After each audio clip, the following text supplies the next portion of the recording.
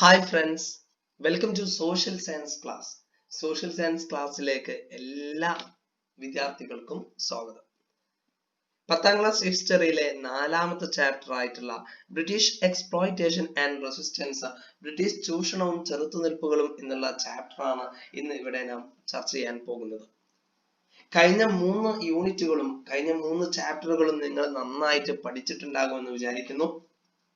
നിങ്ങളെല്ലാവരും ഏത് ചോദ്യം ചോദിച്ചാലും ഉത്തരം പറയാൻ റെഡിയാണെന്ന് എനിക്കറിയാം. കാരണം നിങ്ങളോട് ഞാൻ പറഞ്ഞിട്ടുണ്ടായിരുന്നു, ഏതെങ്കിലും ഭാഗം മനസ്സിലാവാത്തതുണ്ടെങ്കിൽ നിങ്ങൾക്ക് ഏതൊരു സമയത്തും എന്നെ കോണ്ടാക്ട് ചെയ്യാം, ചോദിക്കാം എന്ന് പറഞ്ഞിരുന്നു. എന്നാൽ വളരെ വളരെ വളരെ ചുരുക്കം ചിലർ മാത്രമാണ് എന്നോട് ചോദ്യങ്ങളൊക്കെ ചോദിച്ച് ക്ലിയർ ചെയ്തിട്ടുള്ളത്. ഓക്കെ, അപ്പം ഇനി നമുക്ക് നമ്മുടെ ക്ലാസ്സിലേക്ക് കടക്കാം. ഇന്നത്തെ ക്ലാസ്സിലേക്ക് കടക്കാം. ആദ്യത്തെ ഒന്നാമത്തെയും രണ്ടാമത്തെയും ചാപ്റ്ററുകളിൽ വേൾഡ് ഹിസ്റ്ററിയെ കുറിച്ച്, ലോക ചരിത്രത്തെ കുറിച്ചാണ് ചർച്ച ചെയ്തതെങ്കിൽ ഈ ചാപ്റ്ററിൽ നിങ്ങൾ പഠിക്കാൻ പോകുന്നത് ഇന്ത്യയുടെ ചരിത്രമാണ്. അതുകൊണ്ട് തന്നെ നമുക്ക് പഠിക്കാൻ വളരെ എളുപ്പമാണ്. നമ്മുടെ ചരിത്രമാണ് ഈ ഒരു പാഠം. ഓക്കെ, അപ്പൊ നിങ്ങൾ ആ കാര്യം കൃത്യമായിട്ട് മനസ്സിലാക്കുക. നമ്മൾ ഇന്ത്യയുടെ ചരിത്രമാണ് പഠിക്കാൻ പോകുന്നത്. 9ാം ക്ലാസ്സിൽ പഠിച്ച കാര്യത്തെ കുറിച്ച് ഞാൻ ചോദിക്കുന്നില്ല, കാരണം ചോദിച്ചു കഴിഞ്ഞാൽ നിങ്ങൾ എല്ലാവരും ഉത്തരം പറയും എന്ന് എനിക്കറിയാം. ഓക്കെ, 9ാം ക്ലാസ്സിൽ നിങ്ങൾ എന്തെല്ലാം കാര്യങ്ങൾ പഠിച്ചിട്ടുണ്ട്? മധ്യകാല ഇന്ത്യയെ കുറിച്ചും മധ്യകാല ഇന്ത്യയിലെ പ്രധാനപ്പെട്ട സാമ്രാജ്യങ്ങളെ കുറിച്ചും അഥവാ രാഷ്ട്രീയമായിട്ടുള്ള മേഖലകളെ കുറിച്ച് പഠിച്ചിട്ടുണ്ട്. സാംസ്കാരിക, സാമ്പത്തിക, സാമൂഹിക മേഖലകളെ കുറിച്ച് നിങ്ങൾ അവിടെ പഠിച്ചു കഴിഞ്ഞിട്ടുണ്ട്. അതുകൊണ്ട് ഇനി ഞാൻ ചോദിക്കുന്നില്ല. അതിനുശേഷം ഈ ഒരു സാമ്രാജ്യം അഥവാ രാഷ്ട്രീയമായിട്ട് നമ്മൾ പറയുകയാണെങ്കിൽ സൽത്തനത്ത് രാജവംശത്തെ കുറിച്ച് പറഞ്ഞിട്ടുണ്ട്, മുഗൾ സാമ്രാജ്യത്തെ കുറിച്ച് പറഞ്ഞിട്ടുണ്ട്, മറ്റ് ചോള രാജാക്കന്മാരെ കുറിച്ചും അതുപോലെ മറാത്ത സാമ്രാജ്യത്തെ കുറിച്ചും വിജയനഗര സാമ്രാജ്യത്തെ കുറിച്ചും ഒക്കെ നമ്മൾ പറഞ്ഞിട്ടുണ്ട്. അതുകൊണ്ട് ഇനി അതിലേക്ക് കടക്കുന്നില്ല. വിദേശികൾ ഇന്ത്യയിലേക്ക് വന്നത് മുതലുള്ള കാര്യമാണ് ഇനി നമുക്ക് എന്ത് ചെയ്യാനുള്ളത്, പഠിക്കാനുള്ളത്. നമുക്കറിയാം, ഇന്ത്യയിലേക്ക് ആദ്യമായിട്ട് വന്നിട്ടുള്ള വിദേശികൾ എന്ന് പറയുന്നത് അത് പോർച്ചുഗീസുകാരാണ്. 1498 അവർ ഇന്ത്യയിലേക്ക് എത്തിയത്. അവർ ഇന്ത്യയിൽ തന്നെ കേരളത്തിലാണ് പോർച്ചുഗീസുകാർ എത്തിയിട്ടുള്ളത്. എന്നാൽ ഇനി നമ്മൾ പറയുന്നത്, ഇങ്ങനെ പോർച്ചുഗീസുകാർ ഇന്ത്യയിലേക്ക് ഒരു വഴി അങ്ങ് തുറന്നിട്ടപ്പോ അതെന്തിന് കാരണമായി? മറ്റ് വിദേശ രാഷ്ട്രങ്ങളും കൂടി ഇന്ത്യയിലേക്ക് വരുന്നതിന് കാരണമായി. ഏതൊക്കെ വിദേശ രാഷ്ട്രങ്ങളാണ് ഇന്ത്യയിലേക്ക് വന്നിട്ടുള്ളത്? പോർച്ചുഗീസുകാർക്ക് ശേഷം ഫ്രഞ്ചുകാരും ഡച്ചുകാരും ഇംഗ്ലീഷുകാരും വന്നിട്ടുണ്ട്, ബ്രിട്ടീഷുകാരും വന്നിട്ടുണ്ട്. എപ്പോഴാണ് ഈ ഒരു ബ്രിട്ടീഷുകാർ ഇന്ത്യയിലേക്ക് വന്നത്? ബ്രിട്ടീഷുകാർ ഇന്ത്യയിലേക്ക് വരുന്നത് എപ്പോഴാണ്? 1614 ഓക്കെ, എന്തേ അവർ വരാനുള്ള കാരണം? ഇന്ത്യയിൽ ഒരുപാട് റിസോഴ്സുകളുണ്ട്, അഥവാ ഇന്ത്യയിൽ ഒരുപാട് അസംസ്കൃത വസ്തുക്കളുണ്ട് എന്ന് മനസ്സിലാക്കിയ ബ്രിട്ടീഷുകാര് ഇന്ത്യയുമായി കച്ചവട ബന്ധത്തിൽ ഏർപ്പെടുന്നതിനായി 1601 കാലഘട്ടത്തിൽ ഇംഗ്ലീഷ് ഈസ്റ്റ് ഇന്ത്യ കമ്പനി എന്ന് പറയുന്ന ഒരു കമ്പനി തന്നെ എവിടെ രൂപീകരിക്കുന്നുണ്ട്? അവരുടെ നാട്ടില് രൂപീകരിക്കുന്നുണ്ട്. അപ്പം ഇന്ത്യയിലേക്ക് വന്ന വിദേശികളിൽ ഏറ്റവും പ്രമുഖരായിരുന്നു, അല്ലെങ്കിൽ ഏറ്റവും കൂടുതൽ കാലം ഇന്ത്യയെ കീഴടക്കിയവരായിരുന്നു ബ്രിട്ടീഷുകാർ എന്ന് പറയുന്നത്. ബ്രിട്ടീഷുകാർ വളരെയധികം പ്ലാനിങ്ങോട് കൂടിയാണ് ഇന്ത്യയിലേക്ക് വന്നത്. ഇന്ത്യയിൽ ഒരുപാട് റിസോഴ്സുകളുണ്ട്, ഇന്ത്യയിൽ ഒരുപാട് അസംസ്കൃത വസ്തുക്കളുണ്ട് എന്ന് മനസ്സിലാക്കിയ ബ്രിട്ടീഷുകാര് ഇന്ത്യയുമായി വ്യാപാര ബന്ധം സ്ഥാപിക്കുന്നതിനായി AD 1600 ഇംഗ്ലീഷുകാർ ഒരു കമ്പനി രൂപീകരിക്കുന്നുണ്ട്, ബ്രിട്ടീഷുകാർ ഒരു കമ്പനി രൂപീകരിക്കുന്നുണ്ട്. എന്താണ് ആ കമ്പനിയുടെ പേര്? English east India company.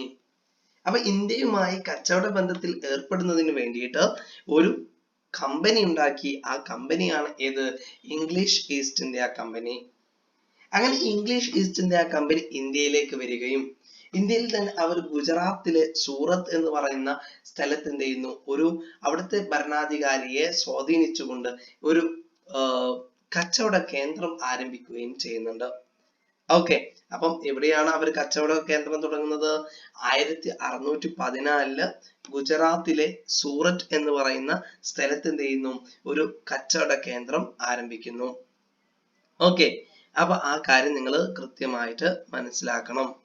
എന്നിട്ട് എന്ത് ചെയ്യുന്നുണ്ട്, ഈ ഇതേ സമയത്ത് തന്നെ 1615 ജെയിംസ് ഒന്നാമന്റെ പ്രതിനിധി ജഹാംഗീറുമായിട്ട് ബന്ധപ്പെടുന്നുണ്ട്. അന്നത്തെ മുഗൾ ചക്രവർത്തിയായിട്ടുള്ള ജഹാംഗീറിനെ ബന്ധപ്പെട്ടുകൊണ്ട് ഇന്ത്യയിൽ പാണ്ഡികശാലകൾ സ്ഥാപിക്കുന്നതിനായിട്ടുള്ള അനുവാദം തേടുന്നു. എന്താണ് ഈ പാണ്ഡികശാലകൾ എന്ന് പറഞ്ഞാല്? വിഭവങ്ങളും മറ്റും ശേഖരിച്ചുകൊണ്ട് സൂക്ഷിക്കാനും അതുപോലെ അവിടുന്ന് കൊണ്ടുപോകാനുള്ള ഒരു സംഭരണ കേന്ദ്രത്തെയാണ് പാണ്ഡികശാല എന്ന് പറയുന്നത്. കച്ചവടത്തിനായി ഇന്ത്യയിലേക്ക് എത്തിയ ബ്രിട്ടീഷുകാര് 1639 ചന്ദ്രഗിരി രാജാവിന്റെ പക്കൽ നിന്നും ഇന്ത്യയുടെ കിഴക്കൻ തീരത്ത് കുറച്ച് സ്ഥലം വാങ്ങുകയുണ്ടായി. അത് പിന്നീട് അവരുടെ പ്രധാനപ്പെട്ട തലസ്ഥാനമായി മാറുകയും ചെയ്തു. എന്തിനു വേണ്ടിയിട്ടാണ് അവർ ഇങ്ങനെ ഒരു സ്ഥലം വാങ്ങിയിട്ടുള്ളത്? ഇന്ത്യയിലെ പ്രധാനപ്പെട്ട കച്ചവട കേന്ദ്രങ്ങളെ തമ്മിൽ ഏകോപിപ്പിക്കുന്നതിന് വേണ്ടിയിട്ടും അവരെ നിയന്ത്രിക്കുന്നതിനും വേണ്ടിയിട്ടുമാണ് ഇങ്ങനെ ഒരു സ്ഥലം വാങ്ങി അവർ ഇന്ത്യയിൽ ഒരു ആസ്ഥാനം ആരംഭിക്കുന്നത്. പക്ഷെ ഇതൊന്നും നമുക്ക് പഠിക്കാനില്ല.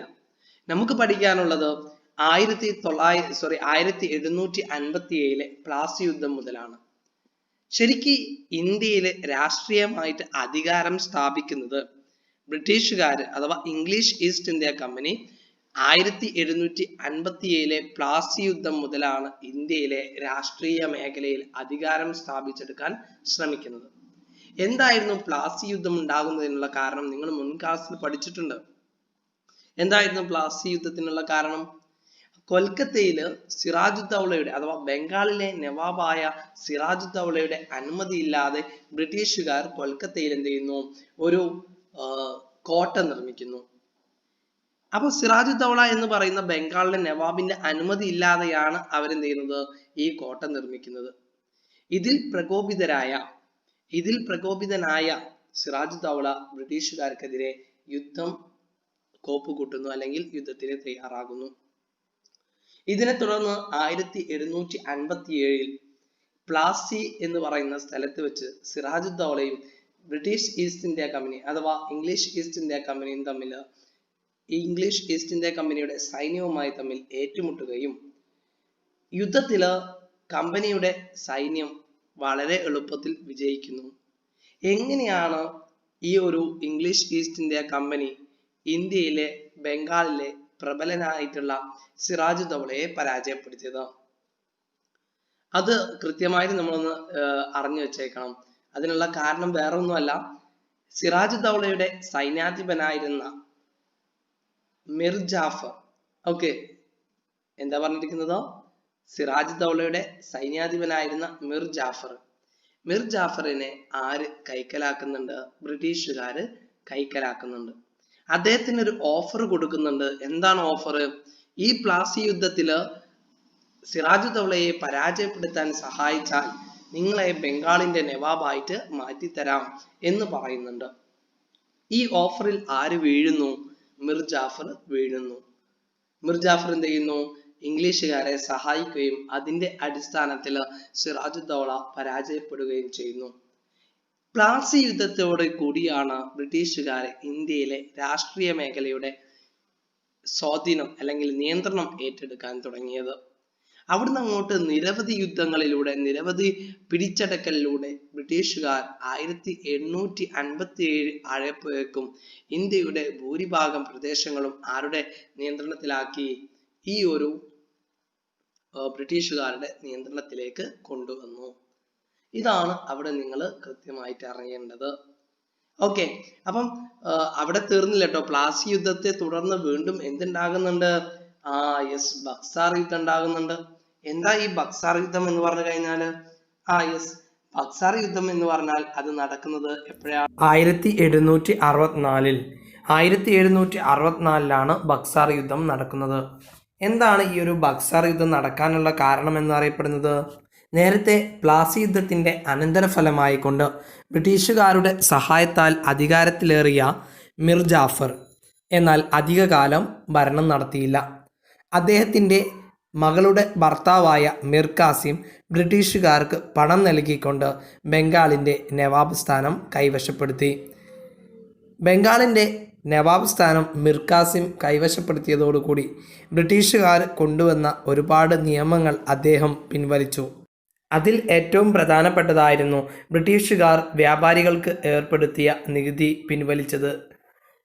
ഇതിനെ തുടർന്ന് 1763 ഇവർ തമ്മിൽ യുദ്ധങ്ങളുടെ ഒരു പരമ്പര തന്നെ അരങ്ങേറുകയും യുദ്ധത്തിൻ്റെ അവസാനം തോൽപ്പിക്കപ്പെട്ട മിർ കാസിം തൊട്ടടുത്ത പ്രദേശമായ ഔദിലേക്ക് ഓടിപ്പോവുകയും അവിടെ വെച്ച് ഇന്ത്യയിലെ നവാബുമാരായ നവാബ് ഷുജാഉദ്ദൗലയുടെയും അതുപോലെ ഷാ ആലം രണ്ടാമനുമായിട്ട് ഒരു സഖ്യം രൂപീകരിക്കുകയും ഇവരുടെ സംയുക്ത സൈന്യം 1764 ബീഹാറിലെ ബക്സാർ എന്ന സ്ഥലത്ത് വെച്ച് വീണ്ടും ബ്രിട്ടീഷുകാരുമായി ഏറ്റുമുട്ടുന്നു. ഈ യുദ്ധത്തിലും ഈ സംയുക്ത സൈന്യം പരാജയപ്പെടുന്നു. ഇതിനെ തുടർന്ന് ബ്രിട്ടീഷുകാർ അവരുടെ സാമ്രാജ്യം ഇന്ത്യയിൽ ഉടനീളം വ്യാപിപ്പിക്കാൻ തുടങ്ങി. അപ്പോൾ ഈ ഒരു പാഠത്തിന്റെ ഇൻട്രൊഡക്ഷൻ സെക്ഷനിൽ നിങ്ങൾ അറിഞ്ഞിരിക്കേണ്ട വർഷം എക്സാമിനൊന്നും ചോദിക്കില്ല, പക്ഷെ നിങ്ങൾ അറിഞ്ഞിരിക്കേണ്ട ജനറൽ ആയിട്ടുള്ള ചില കാര്യങ്ങളാണ്. 1600 ബ്രിട്ടീഷ് ഈസ്റ്റ് ഇന്ത്യ കമ്പനി ആരംഭിക്കുന്നത്. 1614 ബ്രിട്ടീഷ് ഈസ്റ്റ് ഇന്ത്യ കമ്പനി ഗുജറാത്തിലെ സൂറത്ത് എന്ന് പറയുന്ന സ്ഥലത്ത് ആദ്യമായിട്ട് കച്ചവട കേന്ദ്രം ആരംഭിക്കുന്നത്. പിന്നീട് നിങ്ങൾ അറിഞ്ഞിരിക്കേണ്ടത് സർ തോമസ് റേയുടെ 1615 ജെയിംസ് ഒന്നാമന്റെ പ്രതിനിധിയായി ജഹാംഗീറിനെ കാണുന്നുണ്ട്. സർ തോമസ് റേ 1615 ജെയിംസ് ഒന്നാമന്റെ പ്രതിനിധിയായി ജഹാംഗീർ ചക്രവർത്തിയെ കാണുന്നുണ്ട്. പാണ്ഡികശാലകൾക്കുള്ള അനുമതി ലഭിക്കുന്നുണ്ട്. 1639 അവർ ആദ്യമായിട്ട് ഭൂമി ക്യാഷ് കൊടുത്ത് വാങ്ങിക്കുന്നത്. പിന്നീട് നിങ്ങൾ അറിഞ്ഞിരിക്കേണ്ടത് പ്ലാസി യുദ്ധം നടന്ന വർഷം 1757. ബ്രിട്ടീഷുകാർ പരാജയപ്പെടുത്തിയ പ്ലാസി യുദ്ധത്തിലെ ബംഗാളിലെ നവാബ് എന്നറിയപ്പെടുന്നത് സിറാജുദ്ദൗള. സിറാജുദ്ദൗളയുടെ സേനാപതി എന്നറിയപ്പെടുന്നത് മിർ ജാഫർ. മിർ ജാഫറിനെ ആയിരുന്നു പ്ലാസി യുദ്ധത്തെ തുടർന്ന് ബ്രിട്ടീഷുകാർ അധികാരം ഏൽപ്പിച്ചു കൊടുത്തിരുന്നത്. പിന്നീട് മിർ കാസിമിനെ ഭരണം ഏൽപ്പിച്ചു കൊടുക്കുന്നു. മിർ കാസിമും ബ്രിട്ടീഷുകാരും തമ്മിൽ തർക്കമാവുകയും തുടർന്ന് 1764 ബക്സാർ എന്ന സ്ഥലത്ത് വെച്ച് മിർ കാസിമും അതോടൊപ്പം തന്നെ മുഗൾ രാജാവായ ഷാ ആലം മൂന്നാമനും അതോടൊപ്പം തന്നെ ഔദിലെ രാജാവായ നവാബ് ഷുജഉദ്ദൗള ഇവരുടെ സംയുക്തമായിട്ടുള്ള നീക്കത്തിലൂടെ ബക്സാർ എന്ന സ്ഥലത്ത് വെച്ചിട്ട് വീണ്ടും ബ്രിട്ടീഷുകാരുമായിട്ട് 1764 യുദ്ധം ഉണ്ടാകുന്നു. പക്ഷെ ഈ യുദ്ധത്തിലും ആര് പരാജയപ്പെടുന്നു? ഇന്ത്യയിലെ ഭരണാധികാരികൾ പരാജയപ്പെടുന്നു. ഇതോടുകൂടി ഇന്ത്യയുടെ നിയന്ത്രണം ആരുടെ കയ്യിലേക്ക് എത്തുന്നു? ഇന്ത്യയുടെ രാഷ്ട്രീയ മേഖലയിലുള്ള നിയന്ത്രണം ആര് ഏറ്റെടുക്കുന്നു? ബ്രിട്ടീഷുകാർ ഏറ്റെടുക്കുന്നു. ഇതാണ് ആ ഭാഗത്ത് നമ്മൾ അറിഞ്ഞിരിക്കേണ്ട പ്രധാനപ്പെട്ട കാര്യങ്ങൾ എന്നറിയപ്പെടുന്നത്. റെഡിയാണല്ലോ? ഈ ഒരു ഭാഗത്ത് നിന്നും ഫസ്റ്റ് ഭാഗത്ത് ഇൻട്രൊഡക്ഷൻ സെക്ഷനിൽ നിന്നും ചിലപ്പം നിങ്ങളോട് ചോദിക്കാൻ ചാൻസ് ഉള്ള ഒരു ചോദ്യമാണ്, how did British conquer princely status? എങ്ങനെയാണ് ബ്രിട്ടീഷുകാര് പ്രിൻസ്ലി സ്റ്റേറ്റസിനെ, നാട്ടുരാജ്യങ്ങളെ കീഴടക്കിയത് എന്നുള്ള ഒരു ചോദ്യം ചോദിക്കുകയാണെങ്കിൽ നിങ്ങൾക്ക് അവിടെ എഴുതാൻ പറ്റും. എന്താണ്, എങ്ങനെയാണ് ബ്രിട്ടീഷുകാര് നാട്ടുരാജ്യങ്ങളെ കീഴടക്കിയത്? അവിടെ നിങ്ങൾക്ക് 1 മാർക്കിന്റെ ആൻസർ ആണ് എഴുതാൻ പറ്റും. സൈനിക ശക്തിയിലൂടെയും നയതന്ത്രത്തിലൂടെയുമാണ്. സൈനിക ശക്തിയിലൂടെയും നയതന്ത്രത്തിലൂടെയുമാണ് ബ്രിട്ടീഷുകാർ നാട്ടുരാജ്യങ്ങളെ സ്വന്തമാക്കിയത്. ഇംഗ്ലീഷിൽ നമുക്ക് എങ്ങനെ പറയാൻ പറ്റും? The British conquered princely status using military forces and diplomatic strategies.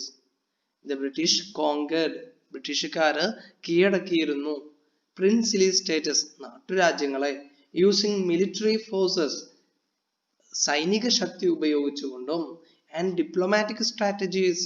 എന്താ ഡിപ്ലോമാറ്റിക് സ്ട്രാറ്റജീസ് എന്ന് പറഞ്ഞാൽ? നയതന്ത്രത്തിലൂടെയും. വളരെയധികം സൈനിക ശക്തിയിലൂടെയും വളരെ നയതന്ത്രത്തിലൂടെയുമായിരുന്നു ബ്രിട്ടീഷുകാർ നാട്ടുരാജ്യങ്ങളെ കീഴടക്കിയിരുന്നത്. ക്ലിയർ ആണല്ലോ?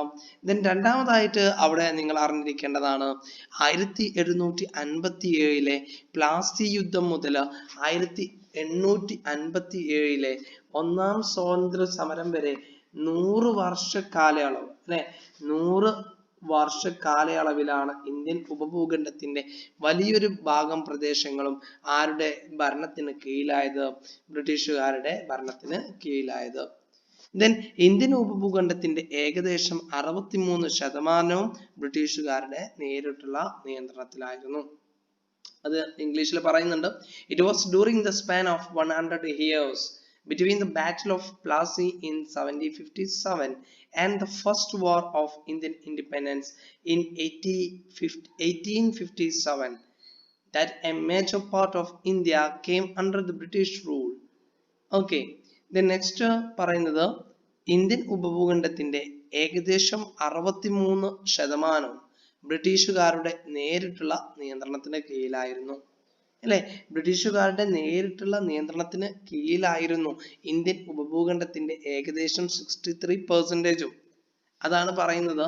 ബൈ 1857 1857 ആയപ്പോഴേക്കും around 63% of the regions 63% പ്രദേശങ്ങൾ in the Indian subcontinent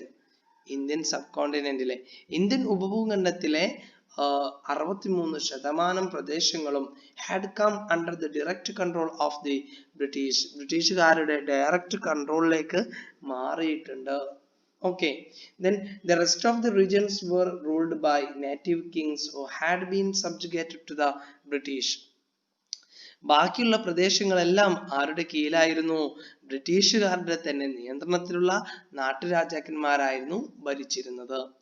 അപ്പം 63% പ്രദേശങ്ങൾ നേരിട്ടുള്ള കൺട്രോളിലും ബാക്കിയുള്ള പ്രദേശങ്ങൾ ബ്രിട്ടീഷുകാരുടെ നിയന്ത്രണത്തിലുള്ള നാട്ടുരാജാക്കന്മാരുമായിരുന്നു ഭരിച്ചിരുന്നത്. ചുരുക്കി പറഞ്ഞ ഇന്ത്യയിലെ ഭൂരിഭാഗം പ്രദേശങ്ങളും ആരുടെ കൈവശമായിരുന്നു? ബ്രിട്ടീഷുകാരുടെ കൈവശമായിരുന്നു. ഇനി നിങ്ങൾ ഈ ഒരു മാപ്പ് നോക്കൂ. മാപ്പിൽ കാണുന്നുണ്ട് അല്ലെ? എന്താ മാപ്പിൽ കാണുന്നത്? യെസ്, ബ്രിട്ടീഷ് ഭരണകാലത്ത് അല്ലെങ്കിൽ ബ്രിട്ടീഷിന്റെ ഭരണത്തിന് കീഴിലുള്ള പ്രദേശങ്ങളാണ് ഈ ഒരു കളറിൽ ഇവിടെ കാണുന്നത്. കണ്ടോ? കളറ് കൃത്യമായിട്ട് പറയാൻ എനിക്കറിയില്ല. മഞ്ഞ വിത്ത് എന്താണ് കാപ്പി കലർന്ന ഒരു കളർ അല്ലെ? യെസ്, മഞ്ഞന്റെ കുറച്ച് ഡാർക്ക് ആണ്. ആ ഒരു കളറാണ് കാണുന്നത്. ഈ കാണുന്ന കളറിലുള്ള പ്രദേശങ്ങളെല്ലാം ആരുടെ നിയന്ത്രണത്തിലാണ്? ബ്രിട്ടീഷുകാരുടെ നിയന്ത്രണത്തിലാണ്. ബ്രിട്ടീഷ് ഭരണത്തിന് കീഴിലുള്ള പ്രദേശങ്ങളായിരുന്നു ഈ പ്രദേശങ്ങളൊക്കെ.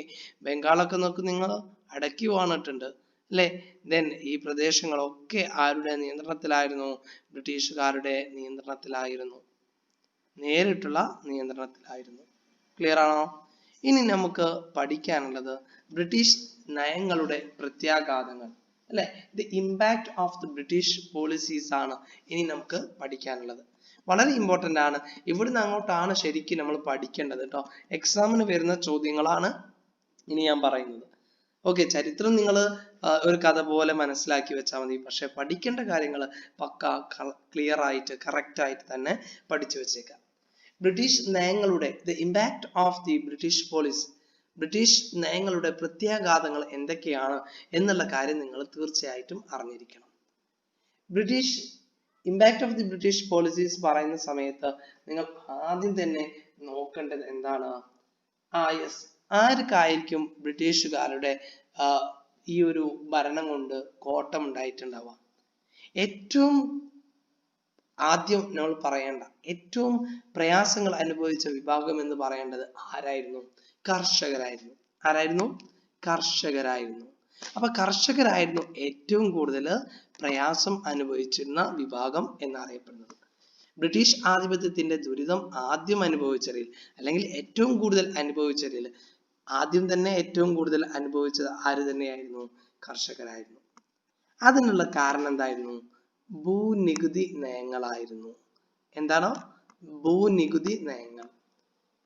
മലയാളം മീഡിയക്കാർ ഇംഗ്ലീഷ് മീഡിയക്കാർ പേടിക്കൊന്നും വേണ്ട, അത്രേ ഉള്ളൂ. വളരെ സിമ്പിൾ ആയിട്ട് പറയുകയാണെങ്കിൽ ബ്രിട്ടീഷ് നയങ്ങളുടെ പ്രത്യാഘാതങ്ങൾ പറയുന്ന സമയത്ത് the impact of the British policies പറയുകയാണെങ്കിൽ നമ്മൾ ആദ്യമായിട്ട് അറിഞ്ഞിരിക്കേണ്ടത് ഏറ്റവും കൂടുതൽ പ്രയാസം അനുഭവിച്ചത് ആരായിരുന്നു? ഫാമേഴ്സ് ആയിരുന്നു. Farmers were one of the immediate victims of the British rule. British ഭരണത്തിന്റെ ഏറ്റവും ആദ്യത്തെ വിക്ടിം ഇമ്മീഡിയറ്റ് ആയിട്ട് പെട്ടെന്നായിട്ടുള്ള വിക്ടിം ഇരകൾ എന്ന് പറയുന്നത് ആരായിരുന്നു? ഫാമേഴ്സ് ആയിരുന്നു. എന്തേ കാരണം? they implemented revenue system, land revenue system കൊണ്ടുവന്നു. ആരാ കൊണ്ടുവന്നത്? ബ്രിട്ടീഷുകാര് ലാൻഡ് റവന്യൂ സിസ്റ്റം കൊണ്ടുവന്നു. അത് തന്നെയാണ് എന്തിനുള്ള കാരണം? കർഷകർക്ക് ഏറ്റവും ദുരിതം ഉണ്ടാക്കുന്നതിന് കാരണമായത്. അപ്പൊ ബ്രിട്ടീഷുകാർ നടപ്പിലാക്കിയ ഭൂനികുതി നയങ്ങളായിരുന്നു കർഷകരെ ഏറ്റവും കൂടുതൽ പ്രയാസത്തിലേക്ക് കൊണ്ടുവന്നിരുന്നത്. എന്തായിരുന്നു ഈ ഭൂനികുതിയിലൂടെ ബ്രിട്ടീഷുകാരെ ലക്ഷ്യമിട്ടിരുന്നത്? ബ്രിട്ടീഷുകാര് നികുതി വർധനവിലൂടെ ലക്ഷ്യമിട്ടിരുന്നത് എന്തായിരുന്നു? യെസ്, പരമാവധി പണം ഉണ്ടാക്കുക എന്നതായിരുന്നു. എന്താണ്? പരമാവധി പണം ഉണ്ടാക്കുക, ഇന്ത്യയിൽ നിന്നും മാക്സിമം പണം ഉണ്ടാക്കുക എന്നുള്ളതായിരുന്നു ആരുടെ ലക്ഷ്യം എന്ന് പറയുന്നത്? ബ്രിട്ടീഷുകാരുടെ ലക്ഷ്യം. അതിനു വേണ്ടിയാണ് അവര് നികുതി നയം തന്നെ നടപ്പിലാക്കിയത്. അപ്പോൾ ഇനി നമുക്ക് അതിന്റെ ഒന്ന് ഇംഗ്ലീഷ് ഒന്ന് നോക്കിയാലോ? അതിന്റെ ഇംഗ്ലീഷ് നമ്മൾ നോക്കുന്ന സമയത്ത് നമുക്ക് മനസ്സിലാകും. The first point is farmers were one of the immediate victims of the British rule. British ഭരണത്തിന്റെ ഏറ്റവും പ്രധാനപ്പെട്ട ഇരകളാണ്, പെട്ടെന്നുണ്ടായിട്ടുള്ള ഇരകളാണ് ആരെന്ന് പറയുന്നത്? കർഷകർ എന്ന് പറയുന്നത്. അപ്പോൾ ഒന്നാമത്തെ പോയിന്റ് അതാണ്, farmers were one of the immediate victims of the British rule. Okay, ബ്രിട്ടീഷുകാരുടെ നികുതി വ്യവസ്ഥയെ തുടർന്ന് ഏറ്റവും കൂടുതൽ ഇരകളായി മാറിയ വിഭാഗം എന്നറിയപ്പെടുന്നത് അതാരാണ്? ഫാമേഴ്സ് ആണ്. ദെൻ രണ്ടാമത്തത്, it was the land revenue system implemented by the British that destroyed the backbone of the farmers. എങ്ങനെയാണ് ഈ ഫാമേഴ്സ് ഇതിന്റെ വിക്ടിമായിട്ട് മാറിയത്? അതാണ് പറയുന്നത്, it was the land revenue system. Land revenue system കാരണമാണ്, ഭൂനികുതി വ്യവസ്ഥയാണ് എന്തിന് കാരണമായത്? കർഷകരെ ഏറ്റവും കൂടുതൽ പ്രയാസത്തിലാവാൻ കാരണമായത്. ഓക്കെ, അത് വളരെ നല്ല ആലങ്കാരികമായി തന്നെ അവര് പ്രയോഗിച്ചിട്ടുണ്ട്. എന്താണ് കൊടുത്തിട്ട് നോക്കൂ, സെന്റൻസ് നോക്കൂ. It was the land revenue system implemented by the British that destroyed the backbone of the farmers. കർഷകരുടെ നട്ടെല്ല് ഒടിച്ചിട്ടുണ്ട് എന്ത്? ബ്രിട്ടീഷുകാർ നടപ്പിലാക്കിയിട്ടുള്ള ഈ ലാൻഡ് റവന്യൂ സിസ്റ്റം കാരണം. ഓക്കെ, അങ്ങനെയാണ് അതിൽ പറയുന്നത്. അപ്പൊ ഇത്രയും നിങ്ങൾ മനസ്സിലാക്കിയാൽ മതി. ഒന്ന്, വിക്ടിം എന്ന് പറയുന്നത് ആരായിരുന്നു? ബ്രിട്ടീഷ് ലാൻഡ് റവന്യൂ സിസ്റ്റത്തിന്റെ വിക്ടിം എന്ന് പറയുന്നത് ഫാമേഴ്സ് ആയിരുന്നു എന്നുള്ള കാര്യം നിങ്ങൾ, ഒരു കാര്യം കൂടി നിങ്ങൾ അവിടെ ശ്രദ്ധിക്കണം. എന്താണത്? The aim of their tax policy was to maximise the income. എന്തായിരുന്നു ഈ ഒരു ടാക്സ് പോളിസി കൊണ്ടുവരുന്നതിലൂടെ അവര് ലക്ഷ്യമിട്ടിരുന്നത്? The aim of their tax policy, അവരുടെ ഈ ഒരു ടാക്സ് പോളിസിന്റെ ലക്ഷ്യം എന്ന് പറയുന്നത് എന്താണ്? Was to maximise the income. അവരുടെ വരുമാനം വർദ്ധിപ്പിക്കുക എന്നതായിരുന്നു അതിലൂടെ അവർ ലക്ഷ്യമിട്ടിരുന്നത്. ഈ കാര്യമാണ് അവിടെ ആദ്യമായിട്ട് പറയുന്നത്. ഓക്കെ, ദെൻ ഇനി ഇതിനെ തുടർന്നുള്ളതാണ് നമുക്ക് കാര്യമായിട്ട് ചർച്ച ചെയ്യാനുള്ളത്. ഏതൊക്കെയായിരുന്നു ബ്രിട്ടീഷുകാര് നടപ്പിലാക്കിയിരുന്ന 3 ഭൂനികുതി വ്യവസ്ഥ? അത് ഏതെല്ലാം പ്രദേശങ്ങളിലാണ് നടപ്പിലാക്കിയത് എന്ന് പറയുന്നുണ്ട്. ആ ഒരു ഭാഗത്ത് നിന്നാണ് എക്സാമിന് നമുക്ക് ചോദ്യങ്ങൾ ഉണ്ടാവുക. ഓക്കെ, അപ്പം പ്രധാനമായിട്ടും ബ്രിട്ടീഷുകാര് കൊണ്ടുവന്നിരുന്ന പ്രധാനപ്പെട്ട ഭൂനികുതി വ്യവസ്ഥകൾ ഏതൊക്കെയാണ് എന്ന് ചോദിച്ചു കഴിഞ്ഞാൽ, ദ ഫസ്റ്റ് വൺ ഏതാണ്? Permanent settlement. ഏതാണ്? പെർമനന്റ് സെറ്റിൽമെന്റ്, ശാശ്വത ഭൂനികുതി വ്യവസ്ഥ എന്ന് പറയും. ഏതാണ്? ശാശ്വത ഭൂനികുതി വ്യവസ്ഥ അല്ലെങ്കിൽ പെർമനന്റ് സെറ്റിൽമെന്റ് എന്ന് പറയും. എന്താണ്? Permanent settlement. ഓക്കെ, എന്താ ഈ പെർമനന്റ് സെറ്റിൽമെന്റ് എന്ന് പറഞ്ഞാൽ? That means permanent land revenue settlement ആണ് ശാശ്വത ഭൂനികുതി വ്യവസ്ഥ. ഏതെല്ലാം പ്രദേശങ്ങളിലാണ് ഇത് നടപ്പിലാക്കിയത്? ബംഗാള്, ബീഹാർ, ഒറീസ പ്രദേശങ്ങളിൽ. BBO അല്ലെ, ബംഗാള്, ബീഹാർ, ഒറീസ തുടങ്ങിയ പ്രദേശങ്ങളിലായിരുന്നു ലാൻഡ് റവന്യൂ സിസ്റ്റം ആയിട്ടുള്ള പെർമനന്റ് ലാൻഡ് റവന്യൂ സെറ്റിൽമെന്റ് നടപ്പിലാക്കിയിരുന്നത്. That means permanent land revenue settlement നടപ്പിലാക്കിയിരുന്ന പ്രദേശങ്ങൾ ഏതൊക്കെയാണ്? Bengal, Bihar, Orissa. Permanent land revenue സെറ്റിൽമെന്റിന്റെ മലയാളം എന്താണ്? ശാശ്വത ഭൂനികുതി വ്യവസ്ഥ. ദെൻ രണ്ടാമത്തെ ഭൂനികുതി വ്യവസ്ഥ ഏതാണ്? റയട്ട് വാരി വ്യവസ്ഥ. എന്താണ്? റയട്ട് വാരി വ്യവസ്ഥ ദക്ഷിണേന്ത്യൻ പ്രദേശങ്ങളിലാണ് നടപ്പിലാക്കുന്നത്. രണ്ടാമത്തേത് ഏതാണ്? റേറ്റ് വാരി സിസ്റ്റം സൗത്ത് ഇന്ത്യൻ റീജിയനിലാണ് നടപ്പിലാക്കുന്നത്. റേറ്റ് വാരി സിസ്റ്റം എവിടെയാണ് നടപ്പിലാക്കുന്നത്? സൗത്ത് ഇന്ത്യൻ റീജിയൻസിലാണ് നടപ്പിലാക്കുന്നത്. മൂന്നാമത്തത് ഏതാണ്? മഹൽവാരി വ്യവസ്ഥ എവിടെയാണ് നടപ്പിലാക്കുന്നത്? വടക്ക് പടിഞ്ഞാറൻ ഇന്ത്യയിലാണ്. മൂന്നാമത്തെ എന്താണ്? മഹൽവാരി വ്യവസ്ഥ എവിടെയാണ് നടപ്പിലാക്കുന്നത്? വടക്ക് പടിഞ്ഞാറൻ ഇന്ത്യയിലാണ്. വടക്ക് പടിഞ്ഞാറൻ ഇന്ത്യയിലാണ് മഹൽവാരി വ്യവസ്ഥ നടപ്പിലാക്കുന്നത്. മണൽ വാരിയല്ല ട്ടോ. ഇപ്പം നിങ്ങളുടെ നാട്ടിലൊക്കെ മണലെടുക്കുന്ന സംഭവം ഉണ്ടാകും. അപ്പൊ അതുകൊണ്ട് നിങ്ങൾ മണൽ വാര എന്ന് വിചാരിക്കരുത്. ഇവിടെ മഹൽവാരി വ്യവസ്ഥയാണ്. മഹൽവാരി സിസ്റ്റം എവിടെയാണ്, ഏത് പ്രദേശങ്ങളിലാണ് നടപ്പിലാക്കുന്നത്? നോർത്ത് വെസ്റ്റ് റീജിയൻ അഥവാ വടക്ക് പടിഞ്ഞാറൻ ഇന്ത്യയിലാണ് നടപ്പിലാക്കുന്നത്. ഓക്കെ, അപ്പൊ ഇത്രയും കാര്യങ്ങൾ ആദ്യത്തെ ആ ഒരു ഭാഗത്ത് നിങ്ങൾ കൃത്യമായിട്ട് അറിഞ്ഞിരിക്കണം. അപ്പം ബ്രിട്ടീഷ് നയങ്ങളുടെ പ്രത്യാഘാതങ്ങളെ കുറിച്ചാണ് നമ്മൾ ചർച്ച ചെയ്യാൻ പോകുന്നത്. ബ്രിട്ടീഷുകാരുടെ ദുരിതങ്ങൾ ഏറ്റവും കൂടുതൽ അനുഭവിച്ച വിഭാഗമാരായിരുന്നു? കർഷകരായിരുന്നു. എന്താണ് അതിനുള്ള കാരണം? ഭൂനികുതി നയങ്ങളായിരുന്നു. എന്തിനാണ് ഭൂനികുതി നയങ്ങൾ കൊണ്ടുവന്നത്? പരമാവധി വരുമാനം ഉണ്ടാക്കുക എന്നുള്ള ലക്ഷ്യത്തിലായിരുന്നു. ക്ലിയർ ആണല്ലോ? ആ മൂന്നിന്റെയും ഇംഗ്ലീഷിൽ നമ്മൾ പറഞ്ഞിട്ടുണ്ട് അല്ലെ? എന്തായിരുന്നു ഒന്നാമത്തത്? Farmers were the immediate victims.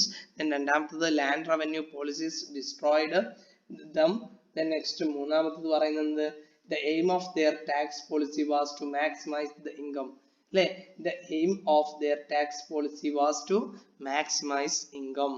അവരുടെ ലക്ഷ്യം എന്ന് പറയുന്നത് എന്തായിരുന്നു? അവരുടെ വരുമാനം വർദ്ധിപ്പിക്കുക എന്നുള്ളതായിരുന്നു. ഇങ്ങനെ 3 പോയിന്റുകൾ നിങ്ങൾ എന്ത് ചെയ്യണം? അവിടെ അറിഞ്ഞിരിക്കണം. അത് കഴിഞ്ഞിട്ട് നമ്മൾ പറഞ്ഞത് എന്താണ്? ഭൂനികുതി വ്യവസ്ഥ ഏതൊക്കെയാണ്, അവ നടപ്പിലാക്കിയ പ്രദേശങ്ങൾ. ഏതൊക്കെ ഭൂനികുതി വ്യവസ്ഥകളെ കുറിച്ച് നമ്മൾ പഠിച്ചു? First one permanent land revenue settlement. ഏതെല്ലാം പ്രദേശങ്ങളിലാണ്? ബംഗാൾ, ബീഹാർ, ഒറീസ റീജിയനിൽ. then രണ്ടാമത്തത് റൈറ്റ് വാരി സിസ്റ്റം എവിടെയാണ്? സൗത്ത് ഇന്ത്യൻ റീജിയൻസിൽ. മൂന്നാമത്തത് മഹൽവാരി സിസ്റ്റം എവിടെയാണ്? നോർത്ത് വെസ്റ്റ് റീജിയൻസിൽ. അതിന്റെ മലയാളം എന്താണ്? ഒന്നാമത്തത് ശാശ്വത ഭൂനികുതി വ്യവസ്ഥ ബംഗാൾ, ബീഹാർ, ഒറീസ തുടങ്ങിയ പ്രദേശങ്ങളിൽ നടപ്പിലാക്കി. രണ്ടാമത്തത് റൈറ്റ് വാരി വ്യവസ്ഥ എവിടെയൊക്കെയാണ് നടപ്പിലാക്കിയത്? ദക്ഷിണേന്ത്യൻ പ്രദേശങ്ങളിലാണ് നടപ്പിലാക്കിയത്. 3 മഹൽവാരി വ്യവസ്ഥ എവിടെയൊക്കെയാണ് നടപ്പിലാക്കിയത്? വടക്ക് പടിഞ്ഞാറൻ ഇന്ത്യയിലാണ് നടപ്പിലാക്കിയത്. ഇനി നമുക്ക് അവ ഓരോന്നിനെയും എന്ത് ചെയ്യാം? എടുത്തു പഠിച്ച് പോകാം. ഓക്കെ, ആദ്യമായിട്ട് നമ്മൾ പറയുന്നത് ശാശ്വത ഭൂനികുതി വ്യവസ്ഥയുടെ സവിശേഷതകളെ കുറിച്ചാണ്. ആദ്യമായിട്ട് നമ്മൾ പറയുന്നത് എന്തിനെ കുറിച്ചാ? ശാശ്വത ഭൂനികുതി വ്യവസ്ഥയുടെ സവിശേഷതകളെ കുറിച്ചാണ്. ശാശ്വത ഭൂനികുതി വ്യവസ്ഥയുടെ സവിശേഷതകൾ എന്തെല്ലാം എന്നുള്ളതാണ് ആദ്യം പറയാൻ പോകുന്നത്. Features of permanent land revenue settlement. Okay, എന്തെല്ലാം പ്രത്യേകതകളാണ് പെർമനന്റ് ലാൻഡ് റവന്യൂ സെറ്റിൽമെന്റിന് ഉള്ളത് എന്നുള്ളതാണ് ആദ്യമായിട്ട് നമ്മൾ പറയാൻ പോകുന്നത്. ഓക്കെ, അപ്പൊ ആദ്യമായിട്ട് നിങ്ങൾ അറിഞ്ഞിരിക്കേണ്ടത് എന്തെല്ലാം സവിശേഷതകളാണ് പെർമനന്റ് ലാൻഡ് റവന്യൂ സെറ്റിൽമെന്റ്. അവിടെ നിങ്ങൾ അറിഞ്ഞിരിക്കേണ്ടത് 3 പ്രദേശങ്ങളിലാണ് പെർമനന്റ് ലാൻഡ് റവന്യൂ സെറ്റിൽമെന്റ് നടപ്പിലാക്കിയത്. ഏതൊക്കെയായിരുന്നു? Bengal, Bihar, Orissa. Features of permanent land revenue settlement പറയുമ്പോൾ ഒന്നാമതായിട്ട് നമ്മൾ പറയേണ്ടത് എന്താണ്? Tax was collected by ജമീന്ദാർസ്.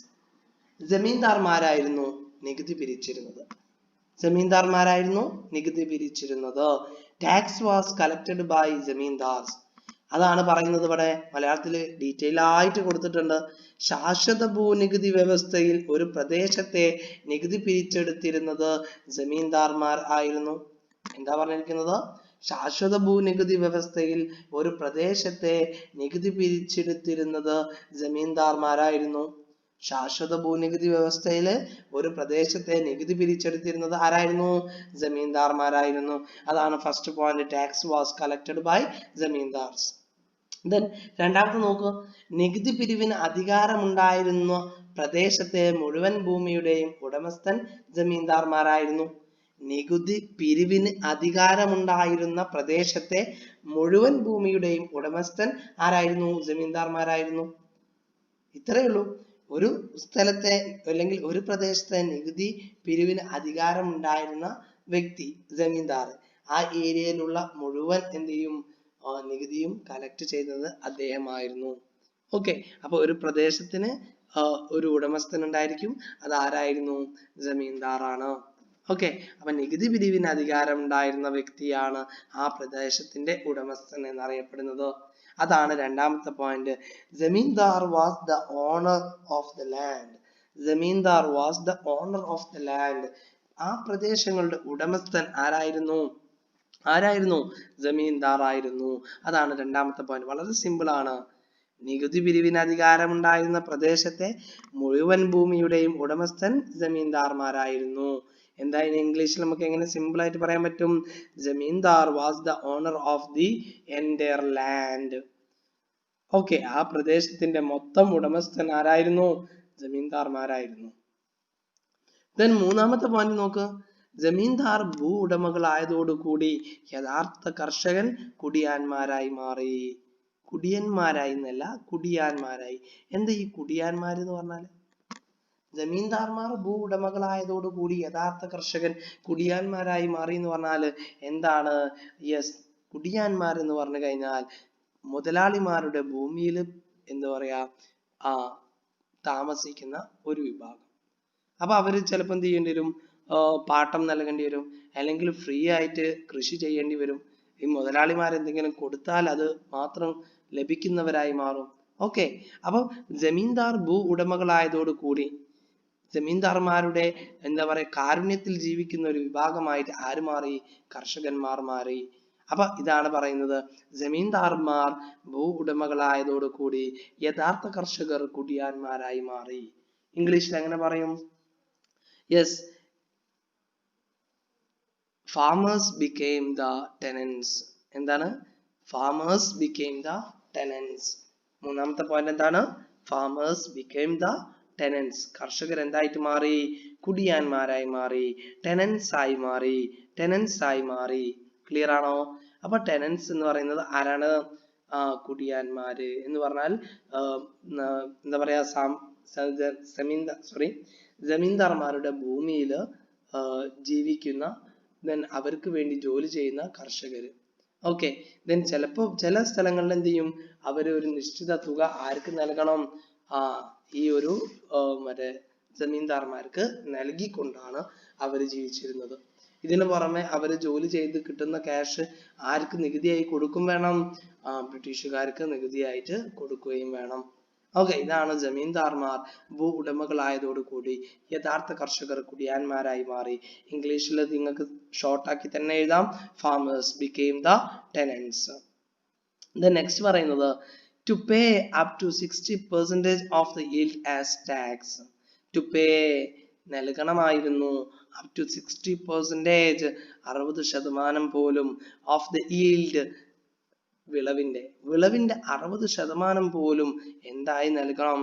As tax, നികുതിയായി നൽകണം. അതാ പറയുന്നത്, വിളവിന്റെ 60% വരെ നികുതിയായി നൽകണമായിരുന്നു. വിളവിന്റെ 60% വരെ, വിളവിന്റെ 60% വരെ നികുതിയായി നൽകണമായിരുന്നു. ക്ലിയർ ആണോ? അതാണ് to pay up to 60% of land tax. Okay, ലാൻഡിന്റെ വിളവിന്റെ 60% വരെ നികുതിയായി നൽകണമായിരുന്നു. ലാൻഡ് ടാക്സ് എന്നില്ല കേട്ടോ. ഓക്കെ, അടുത്തത് വിളവ് മോശമായാലും നികുതി പണമായി നൽകണമായിരുന്നു. വിളവ്, ഇനിയിപ്പോ ഇവര് കൃഷി ചെയ്തു, ജമീന്ദാറിന്റെ ഭൂമിയിൽ കൃഷി ചെയ്തു. ആ കൃഷി ചെയ്തതില് എന്ത് ചെയ്യുന്നു? വിളവ് മോശമായാലും എന്ത് ചെയ്യണം? എത്രയാണോ നികുതി കൊടുക്കേണ്ടത് ആ നികുതി കൃത്യമായിട്ട് കൊടുക്കണം. പണി ഉണ്ടായാലും പൈസ ഉണ്ടായാലും ഇല്ലെങ്കിലൊന്നും കുഴപ്പമില്ല, നികുതി എന്ത് ചെയ്യണം? കൃത്യമായിട്ട് കൊടുക്കണം. ഓക്കെ, വിളവ് എത്ര മോശമായാലും നികുതി നൽകണമായിരുന്നു. അതാണ് പറയുന്നത്.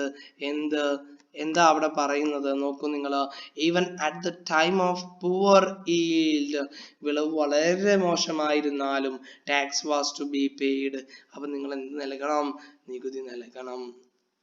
ലാസ്റ്റ് പോയിന്റ് നോക്കൂ, നിശ്ചിത തീയതിയിൽ നികുതി പണമായി നൽകണമായിരുന്നു. നിശ്ചിത തീയതിക്കകം തന്നെ നികുതി പണമായി നൽകണമായിരുന്നു.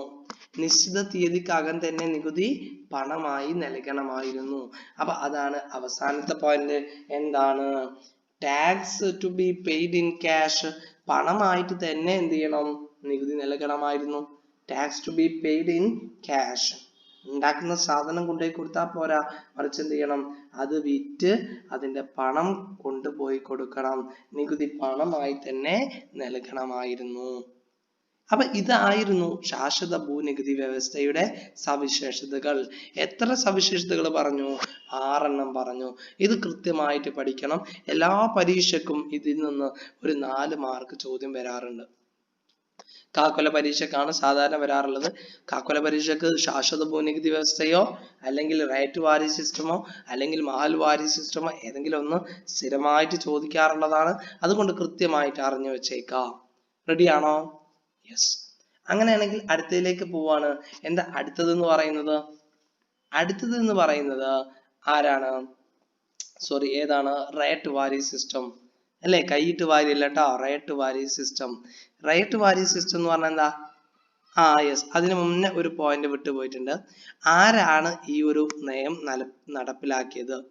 പെർമനന്റ് ലാൻഡ് റവന്യൂ സിസ്റ്റം നടപ്പിലാക്കിയ ഭരണാധികാരി ആരാണ്? കോൺവാലിസ് പ്രഭു ആണ്. കോൺവാലിസ് പ്രഭു ആണ്, അഥവാ ബ്രിട്ടീഷ് ഗവർണർ ജനറൽ ആയിരുന്ന കോൺവാലിസ് പ്രഭു ആണ് പെർമനന്റ് ലാൻഡ് റവന്യൂ സെറ്റിൽമെന്റ് നടപ്പിലാക്കിയത്. പെർമനന്റ് ലാൻഡ് റവന്യൂ സെറ്റിൽമെന്റ് നടപ്പിലാക്കിയ ഭരണാധികാരി ആരാണ്? ലോർഡ് കോൺവാലിസ് അഥവാ കോൺവാലിസ് പ്രഭു ആണ് ഇത് നടപ്പിലാക്കിയിട്ടുള്ളത്. ആ കാര്യം എന്ത് ചെയ്യണം, ഒന്ന് കൃത്യമായിട്ട് ഓർമ്മിച്ചു വെച്ചേക്കണ്ടു. ഓക്കെ, എക്സ്ട്രാ റീഡിംഗ് ആണ്. പക്ഷെ ഇവിടെ ഇപ്പൊ എക്സ്ട്രാ റീഡിംഗ് അല്ല, ഇപ്പൊ നിങ്ങൾ കൃത്യമായിട്ട് കൊടുത്തിട്ടുണ്ട്. 1 മാർക്കിന്റെ ചോദ്യമാണ്, പഠിച്ചു വെച്ചോളാം. ദെൻ അടുത്തതായിട്ട് നമുക്ക് പറയാനുള്ളത് റൈറ്റ് വാരി വ്യവസ്ഥയാണ്. റൈറ്റ് വാരി വ്യവസ്ഥ നടപ്പിലാക്കിയ പ്രദേശങ്ങൾ ഏതൊക്കെയാണെന്ന് ചോദിച്ചാൽ നിങ്ങൾക്ക് അറിയും അല്ലേ? South Indian regions. അപ്പൊ സൗത്ത് ഇന്ത്യൻ റീജിയൻസിൽ നടപ്പിലാക്കിയ സിസ്റ്റം ആയിരുന്നു ഏതെന്ന് പറയുന്നത്? റൈറ്റ് വാരി സിസ്റ്റം എന്ന് പറയുന്നത്. അങ്ങനെയാണെങ്കിൽ നമ്മൾ പഠിക്കാൻ പോകുന്നത് റൈറ്റ് വാരി സിസ്റ്റത്തിന്റെ പ്രത്യേകത എന്താണെന്നാണ്. റൈറ്റ് വാരി സിസ്റ്റത്തിന്റെ പ്രത്യേകത എന്താണ്? എന്താ റൈറ്റ് വാരി സിസ്റ്റത്തിന്റെ പ്രത്യേകത എന്ന് പറയുന്നത്? കർഷകരിൽ നിന്ന് നേരിട്ട് നികുതി പിരിക്കുന്ന രീതിയായിരുന്നു ഉണ്ടായിരുന്നത്. എന്താ ഒന്നാമത്തെ പ്രത്യേകത?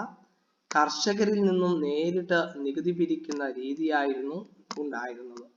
കർഷകരിൽ നിന്നും നേരിട്ട് നികുതി പിരിക്കുന്ന രീതിയായിരുന്നു ഉണ്ടായിരുന്നത്. Tax was collected directly from farmers. Tax was collected directly from farmers. കർഷകരിൽ നിന്നും നേരിട്ടായിരുന്നു ആര് നികുതി പിരിച്ചിരുന്നത്? യെസ്, നമ്മുടെ ബ്രിട്ടീഷുകാര് പിരിച്ചിരുന്നത്. ഓക്കെ, ഇവർക്കിടയിൽ ആരില്ല? ഒരു മീഡിയേറ്റർ ഇല്ല. നേരത്തെ അങ്ങനെ അല്ലായിരുന്നു. ഇവിടെ എങ്ങനെയായിരുന്നു? ബ്രിട്ടീഷുകാർ ശാശ്വത ഭൂനികുതി വ്യവസ്ഥയിൽ നികുതി പിരിച്ചിരുന്നത് അവർക്കിടയിൽ, ഈ കർഷകർക്കിടയിലും ദെൻ ബ്രിട്ടീഷുകാർക്കിടയിലും ഒരു ഇടനിലക്കാരുണ്ടായിരുന്നു. അതായിരുന്നു ആര്? സെമീന്ദാർമാർ. എന്നാൽ ഇവിടെ നോക്കൂ നിങ്ങൾ, റൈറ്റ് വാരി വ്യവസ്ഥയിൽ കർഷകർ നേരിട്ട് നികുതി നൽകുന്ന ഒരു സിസ്റ്റം ആയിരുന്നു ഉണ്ടായിരുന്നത്. ബ്രിട്ടീഷുകാർ നേരിട്ട് ഇറങ്ങിയിട്ട് ആരിൽ നിന്ന് നികുതി പിരിക്കും? യെസ്, കർഷകരിൽ നിന്ന് നികുതി പിരിക്കും. ഒരു മീഡിയേറ്റർ ഇല്ല, ഒരു മധ്യസ്ഥം വഹിക്കാൻ ആളില്ല. ഓക്കെ, ദെൻ അതുകൊണ്ട് തന്നെ ഇതെന്താണ്? റൈറ്റ് വാരി സിസ്റ്റം എന്നാണ് അറിയപ്പെട്ടത്. കർഷകരിൽ നിന്ന് നേരിട്ട് നികുതി പിരിക്കുന്ന സിസ്റ്റമാണ് റൈറ്റ് വാരി സിസ്റ്റം. അതാണ് പറഞ്ഞിരിക്കുന്നത് tax was collected directly from farmers. അത് അറിയപ്പെടുന്നത് എന്താ? റൈറ്റ്സ്. ഓക്കെ, ദെൻ രണ്ടാമത്തെ നോക്കും നിങ്ങൾ, ഭൂമിയുടെ ഉടമസ്ഥാവകാശം കർഷകനായിരുന്നു. ഈ ഒരു സിസ്റ്റത്തിൽ റൈറ്റ് വാരി വ്യവസ്ഥയിൽ നേരത്തെ പറഞ്ഞതുപോലെയല്ല, ഭൂമിന്റെ ഉടമസ്ഥാവകാശം ആർക്ക് തന്നെ ഉണ്ടായിരുന്നത്? കർഷകർക്ക് തന്നെയാണ് ഉണ്ടായിരുന്നത്. ഭൂമിയുടെ ഉടമസ്ഥാവകാശം കർഷകർക്കായിരുന്നു. Farmers were the owners of the land. കർഷകരായിരുന്നു ഈ ഭൂമിയുടെയൊക്കെ അവകാശികൾ. ദെൻ മൂന്നാമത്, എന്നാൽ അമിതമായ നികുതി നിരക്ക് കർഷകരെ ദരിദ്രരാക്കിയിരുന്നു അല്ലെ? അഥവാ അമിതമായിട്ടുള്ള നികുതിയായിരുന്നു ഇമ്പോസ് ചെയ്തിരുന്നത്. Excessive tax was imposed. Okay, അമിതമായ നികുതിയായിരുന്നു അല്ലെ? അമിതമായ നികുതി ചുമത്തിയിരുന്നു. എവിടെ? യെസ്, ഈ റൈറ്റ് വാരി സിസ്റ്റത്തിലും അമിതമായ നികുതിയായിരുന്നു ഈടാക്കിയിരുന്നത്. അതാണ് അടുത്ത പോയിന്റ്. അമിതമായ നികുതിയായിരുന്നു ഈടാക്കിയിരുന്നത്. Excessive tax was imposed. Then അടുത്ത പറഞ്ഞ നോക്കൂ, tax was frequently increased. Tax എന്ത് ചെയ്തിട്ടുണ്ട്? ഇടയ്ക്കിടയ്ക്ക് വർദ്ധിപ്പിക്കുമായിരുന്നു. ടാക്സ് എന്ത് ചെയ്യുമായിരുന്നു? ഇടയ്ക്കിടയ്ക്ക് വർദ്ധിപ്പിക്കുമായിരുന്നു. നികുതി നിരക്ക് ഇടയ്ക്കിടയ്ക്ക് വർദ്ധിപ്പിച്ചിരുന്നു. Tax was frequently increased. Tax എന്ത് ചെയ്തിട്ടുണ്ട്? ഇടയ്ക്കിടയ്ക്ക് വർദ്ധിപ്പിക്കുമായിരുന്നു. ടാക്സ് എന്ത് ചെയ്യുമായിരുന്നു? ഇടയ്ക്കിടയ്ക്ക് വർദ്ധിപ്പിക്കുമായിരുന്നു. ഈ 4 പോയിന്റ് ആണ് എന്തിന്റെ സവിശേഷത എന്നറിയപ്പെടുന്നത്? റേറ്റ് വാരി വ്യവസ്ഥയുടെ സവിശേഷത എന്നറിയപ്പെടുന്നത്. ഏതൊക്കെയാ? Tax was collected by directly from farmers. Tax was collected directly from farmers. രണ്ടാമത്തത് farmers were the owners of the land. 3 excessive tax was imposed. 4 tax was frequently increased. മലയാളത്തിൽ പറയുകയാണെങ്കിൽ കർഷകരിൽ നിന്ന് നേരിട്ട് നികുതി പിരിച്ചിരുന്നു. ഭൂമിയുടെ ഉടമസ്ഥാവകാശം കർഷകനായിരുന്നു. അമിതമായ നികുതിയായിരുന്നു ഈടാക്കിയിരുന്നത്. നികുതി നിരക്ക് ഇടയ്ക്കിടയ്ക്ക് വർദ്ധിപ്പിച്ചിരുന്നു. Then the last system അല്ലെ, മൂന്നാമത്തെ സിസ്റ്റം ഏതായിരുന്നു? മഹൽവാരി സിസ്റ്റം ആണ് അല്ലെ, മഹൽവാരി വ്യവസ്ഥയാണ്. ഈ മഹൽവാരി വ്യവസ്ഥയിൽ എന്താ പറഞ്ഞതെന്ന് നോക്കാം അല്ലെ. മഹൽവാരി വ്യവസ്ഥ എവിടെ നടപ്പിലാക്കിയ നേരത്തെ നമ്മൾ പഠിച്ചിട്ടുണ്ട്. നോർത്ത് വെസ്റ്റ് റീജിയൻ ആണ് അല്ലെ, വടക്ക് പടിഞ്ഞാറൻ റീജിയണിൽ നടപ്പിലാക്കിയതാണ് ഏതെന്ന് പറഞ്ഞത്? മഹൽവാരി വ്യവസ്ഥ. അങ്ങനെയാണെങ്കിൽ എന്തൊക്കെയായിരുന്നു അതിന്റെ സവിശേഷത എന്നറിയപ്പെടുന്നത്? ഗ്രാമത്തലവന്മാരായിരുന്നു നികുതി പിരിച്ചെടുത്തത്. വടക്ക് പടിഞ്ഞാറൻ പ്രദേശങ്ങളിലെ നടപ്പിലാക്കിയിരുന്ന നികുതി സിസ്റ്റമാണ് ഏത് നികുതി സിസ്റ്റമായിരുന്നു? മഹൽവാരി സിസ്റ്റം. അവിടുത്തെ പ്രത്യേകത എന്താ? ഗ്രാമത്തലവന്മാരായിരുന്നു നികുതി പിരിച്ചിരുന്നത്. Tax was collected by village headman. ഗ്രാമത്തലവന്മാരായിരുന്നു നികുതി പിരിച്ചിരുന്നത്. Then രണ്ടാമത്തത്, ഈ വ്യവസ്ഥയിൽ നികുതി നിരക്ക് എന്തായിരുന്നു? അമിതമായിരുന്നു. അപ്പൊ അടുത്ത പോയിന്റ് നമുക്ക് എങ്ങനെ പറയാം? Excessive tax was imposed. അടുത്ത പോയിന്റ് എങ്ങനെ പറയാം? Excessive tax was imposed. Excessive tax was imposed. Then മൂന്നാമത്തെ പോയിന്റ് നമുക്ക് എങ്ങനെ പറയാം? ഗ്രാമത്തെ ഒരു മഹല്ലായി കണക്കാക്കിയിരുന്നു. ഗ്രാമത്തെ ഒരു യൂണിറ്റായി, മഹല്ല് മീൻസ് യൂണിറ്റ് എന്നാണ് അർത്ഥം. ഗ്രാമത്തെ ഒരു യൂണിറ്റായി കണക്കാക്കിയായിരുന്നു നികുതി പിരിച്ചിരുന്നത്. മൂന്നാമത്തെ പോയിന്റ് എന്താ? ഗ്രാമത്തെ ഒരു യൂണിറ്റായി കണക്കാക്കിയായിരുന്നു. Entire village considered as a unit. മുഴുവൻ യൂണിറ്റിനെയും എന്ത് ചെയ്തിട്ടുണ്ട്? മുഴുവൻ മഹലിനെയും ഒരു യൂണിറ്റ് ആയിട്ട്, മുഴുവൻ ഗ്രാമത്തെയും ഒരു യൂണിറ്റ് ആയി കണക്കാക്കിക്കൊണ്ട് എന്ത് ചെയ്യുന്നുണ്ട്? നികുതി പിരിക്കുന്നുണ്ട്. The entire village was considered as a single unit for tax collection. Tax കളക്ഷന് വേണ്ടിയിട്ട് ഇവയെ മൊത്തം ഒരു സിംഗിൾ യൂണിറ്റ് ആയിട്ടായിരുന്നു കണക്കാക്കിയിരുന്നത്. ഓക്കെ, അപ്പൊ ഇത്രയാണ് ഈ 3 സിസ്റ്റത്തിൽ ഒരു സിസ്റ്റം എല്ലാ പരീക്ഷയ്ക്കും ഉണ്ടാവാറുണ്ട്. ആ കാര്യം നിങ്ങൾ കൃത്യമായിട്ട് എന്ത് ചെയ്യുക? ഒന്ന് മനസ്സിലാക്കി വെച്ചേക്കാം. ഓക്കെ, അതിന്റെ ബേസിൽ നിങ്ങൾ ഒരു ചാർട്ട് ഒക്കെ വരച്ചാൽ വളരെ നന്നായിരിക്കും. 3 സിസ്റ്റത്തിനെ ബേസ് ചെയ്തിട്ട് നിങ്ങൾ ചാർട്ട് വരയ്ക്കുക, അതിന്റെ പോയിന്റ് റെഡിയാക്കി വെക്കുക, നല്ലതുപോലെ നോട്ട് ചെയ്ത് വെക്കുക. ഇനി ആ ഭാഗത്തു നിന്നും നമ്മൾ മനസ്സിലാക്കേണ്ട പ്രധാനപ്പെട്ട ഒരു ചോദ്യമുണ്ട്. How did land revenue policies of the British affect the agriculture? എങ്ങനെയാണ് ബ്രിട്ടീഷുകാരുടെ ലാൻഡ് റവന്യൂ പോളിസീസ് അഗ്രികൾച്ചർ മേഖലയെ ബാധിച്ചിട്ടുള്ളത് എന്നുള്ള കാര്യത്തെക്കുറിച്ച് നമ്മൾ വ്യക്തമായിട്ട് മനസ്സിലാക്കേണ്ടതുണ്ട്. ബ്രിട്ടീഷുകാർ നടപ്പിലാക്കിയ നികുതി നയങ്ങൾ കാർഷിക രംഗത്ത് വൻ പ്രത്യാഘാതങ്ങൾ സൃഷ്ടിക്കുകയുണ്ടായിട്ടുണ്ട്. എന്താണ് അതിന് കാരണം? ഉയർന്ന നികുതി നിശ്ചിത തീയതിയിൽ പണമായി അടയ്ക്കാൻ കഴിയാതെ വന്ന കർഷകർക്ക് പലപ്പോഴും കൊള്ളപ്പലിശക്കാരിൽ നിന്നും പണം കടം വാങ്ങേണ്ടി വന്നിട്ടുണ്ട്. അതാണ് ഇവിടെ 2 പോയിന്റ് ആക്കി കൊടുത്തിട്ടുള്ളത്. ഒന്ന്, അണേബിൾ ടു പേ ടാക്സ്. കർഷകർക്ക് നികുതി കൊടുക്കാൻ കഴിയാറുണ്ടായിരുന്നില്ല. എന്താണ് അതിനുള്ള കാരണം? യെസ്, ഉയർന്ന നികുതിയാണ്, അതും നിശ്ചിത തീയതിക്കകം പണമായിട്ട് നൽകണമെന്നായിരുന്നു ബ്രിട്ടീഷുകാർ ആവശ്യപ്പെട്ടിരുന്നത്. അതിന് പലപ്പോഴും കർഷകർക്ക് കഴിയാറില്ല. അപ്പോൾ അവരെന്ത് ചെയ്യും? നേരെ മണി ലെൻഡേഴ്സിൻ്റെ അടുത്തേക്ക് ചെല്ലും. എന്നിട്ട് അവരിൽ നിന്നും എന്ത് ചെയ്യും? ലോൺ കളക്ട് ചെയ്യും. ലോൺ ഫ്രം മണി ലെൻഡേഴ്സിൻ്റെ അടുത്ത് നിന്ന് കടമെടുക്കും. എങ്ങനെ അവർ കടമെടുക്കുന്നത്? അതും കൊള്ളപ്പലിശക്ക്, അതോ ഉയർന്ന പലിശക്ക്, ഹൈ റേറ്റ് ഓഫ് ഇൻട്രസ്റ്റ് അല്ലേ, വളരെയധികം വലിയ പലിശ നിരക്കിൽ എന്ത് ചെയ്യുന്നു? പണം വായ്പ വാങ്ങുന്നു. എന്തിനു വേണ്ടിയിട്ടാണ് അവർ പണം വായ്പ വാങ്ങുന്നത്? കുട്ടികളെ പഠിപ്പിക്കാനാണോ? അല്ലെങ്കിൽ ആശുപത്രി ചെലവിന് വേണ്ടിയിട്ടാണോ? അല്ല, ബ്രിട്ടീഷുകാർക്ക് നികുതി കൊടുക്കുന്നതിന് വേണ്ടിയിട്ടോ. നികുതി കൊടുക്കാൻ വേണ്ടിയിട്ട് വൻ തുക എന്ത് ചെയ്യുന്നു? വായ്പ എടുക്കേണ്ടി വരുന്നു, കടം വാങ്ങേണ്ടി വരുന്നു, അതും ഹൈ റേറ്റ് ഓഫ് ഇൻട്രസ്റ്റിൽ. ഓക്കെ, ദെൻ എന്നിട്ട് അടുത്ത് പറയാണ് കൃഷിയിടം പണയപ്പെടുത്തിയാണ് അവർ കടം വാങ്ങുന്നത്. ചില സമയത്ത് അവരെന്ത് ചെയ്യുന്നുണ്ട്, ലോൺ ബൈ മോർട്ട്ഗേജിങ് അഗ്രികൾച്ചറൽ ലാൻഡ്. ഈ ഹൈ റേറ്റ് ഓഫ് ഇൻട്രസ്റ്റിൽ എന്ത് ചെയ്യുന്നുണ്ട്, അവർ കടം വാങ്ങുന്നുണ്ട്. എന്നാൽ അവർ ഈടായിട്ട് എന്താണ് അവർ നൽകുന്നത്, ആർക്കെങ്കിലും സ്ഥലമുണ്ടെങ്കിൽ ആ സ്ഥലം എന്ത് ചെയ്യുന്നു, പണയപ്പെടുത്തിയാണ് അവരെന്ത് ചെയ്യാറുള്ളത്, ലോൺ വാങ്ങാറുള്ളത്. Could not pay back loan, പക്ഷേ പലപ്പോഴും അവർക്ക് ലോണ് തിരിച്ചടയ്ക്കാൻ കഴിയാറില്ല. Could not pay back loan, ലോണുകൾ പലപ്പോഴും അവർക്ക് അടയ്ക്കാൻ കഴിയാറില്ല. അതുകൊണ്ട് തന്നെ land was seized by the money lenders. ഈ പണം ഇടപാടുകാർ അഥവാ കൊള്ളപ്പലിശക്ക് കൊടുക്കുന്ന, വട്ടിപ്പലിശക്ക് കൊടുക്കുന്ന ഈ എന്ത് ചെയ്യാണ്, കൊള്ളപ്പലിശക്കാർ ഈ ഭൂമി എന്ത് ചെയ്യും, സ്വന്തമാക്കും. കാരണം എന്താ, വളരെ കൂടുതൽ പലിശ നിരക്കിൽ പണം കടം കൊടുക്കുന്ന സമയത്ത് അവരെന്ത് ചെയ്യുന്നുണ്ട്, അവരുടെ എന്താണോ അവർക്ക് സ്വന്തമായുള്ളത് ആ സ്വന്തമുള്ള ഭൂമികളൊക്കെ ഈടായി വാങ്ങും. എന്നാൽ ഈ പാവങ്ങൾക്ക്, ഈ കർഷകർക്ക് പണം തിരിച്ചടക്കാൻ കഴിയാതെ വരുന്ന സമയത്ത് ആ സ്ഥലം ആര് സ്വന്തമാക്കും, ഈ മണി ലെൻഡേഴ്സ് സ്വന്തമാക്കും. ആ കാര്യം കൂടി നിങ്ങൾ എന്ത് ചെയ്യണം, അവിടെ ഒന്ന് മനസ്സിലാക്കി വെച്ചേക്കണം. അടുത്തതായിട്ട് ഇനി നമുക്ക് അവിടെ പറയാനുള്ളത് കൊമേഴ്ഷ്യലൈസേഷൻ ഓഫ് അഗ്രികൾച്ചറാണ്. കൃഷിയുടെ വാണിജ്യവൽക്കരണം. കൃഷിയുടെ വാണിജ്യവൽക്കരണം എന്നുള്ള ഭാഗമാണ് ഇനി നമുക്ക് ആ ഒരു ഭാഗത്ത് നിന്നും പഠിക്കാനുള്ളത്. എന്താണ് കൃഷിയിലെ വാണിജ്യവൽക്കരണം എന്ന് പറയുന്നത്, കൊമേഴ്ഷ്യലൈസേഷൻ ഓഫ് അഗ്രികൾച്ചർ എന്ന് പറയുന്നത്? പരമ്പരാഗതമായി ഇന്ത്യയിലെ കർഷകർ കൃഷി ചെയ്തിരുന്നത് എന്തായിരുന്നു, തനിക്കും തൻ്റെ കുടുംബത്തിനും വേണ്ടിയുള്ള ഭക്ഷ്യവസ്തുക്കളായിരുന്നു. എന്നാൽ ബ്രിട്ടീഷ് കാലഘട്ടത്തിൽ വിപണി ലക്ഷ്യമാക്കി അവർ കൃഷി ചെയ്യാൻ നിർബന്ധിതരായി. എന്തുകൊണ്ടാണ് അവർ വിപണി ലക്ഷ്യമാക്കി കൃഷി ചെയ്യാൻ നിർബന്ധിതരായത്?